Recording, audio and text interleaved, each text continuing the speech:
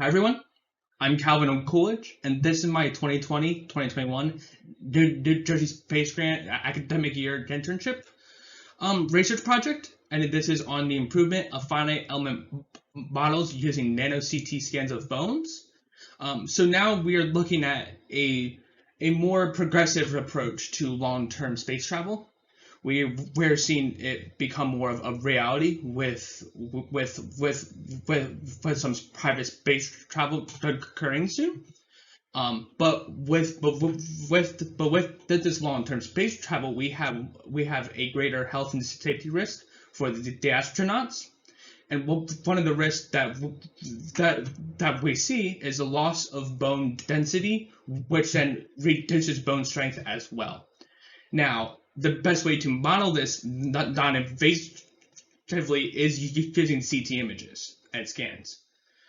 But one problem that we see is that normal CT images do not encompass the proper resolution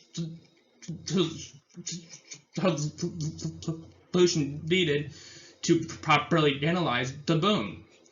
So, using new nanoCT images, which then take the CT resolution down to 30 nanometers or 100 nanometers, bone complexity can be modeled a lot better, and getting a better understanding of exactly what happens to bone during these long trips.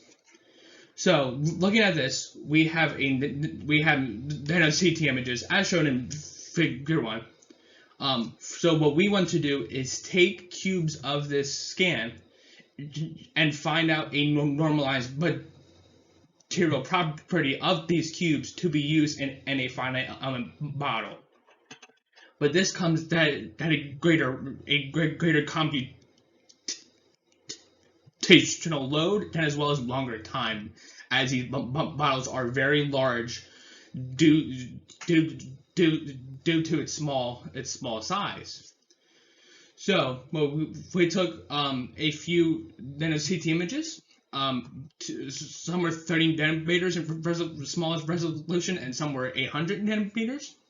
We converted them into concentrations of hydroxyapatite so we can threshold out proper regions of bone, pores, and air.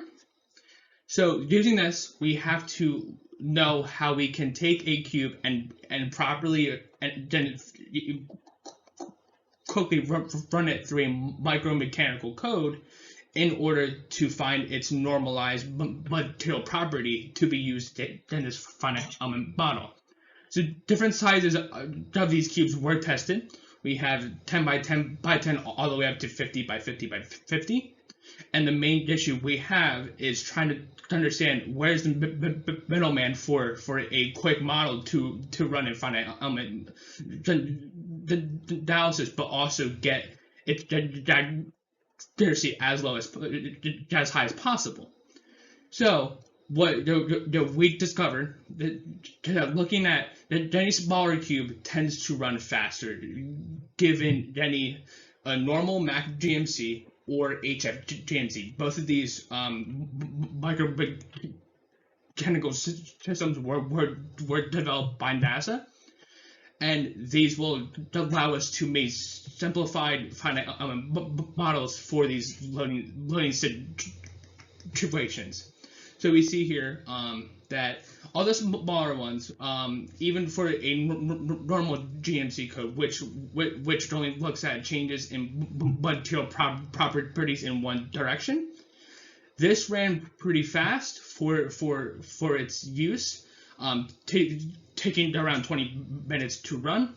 But then once you get higher up into the HFGMC, or looking at more than one direction and looking at how shear coupling changes this, it did take a lot longer and a lot more computational power. So overall, we looked at what sizes work the best and how fast it can run. And overall, the smaller, the better in time, but then that also leads to issues with how fast your finite element model can actually run. So further work does need to be done for this, looking at exactly how can we implement a system like this into current methodologies, taking finite element cubes into this program and finding their material properties. Thank you so much for listening, and thank you so much for this opportunity. I really appreciate listening to me, and I hope you enjoyed.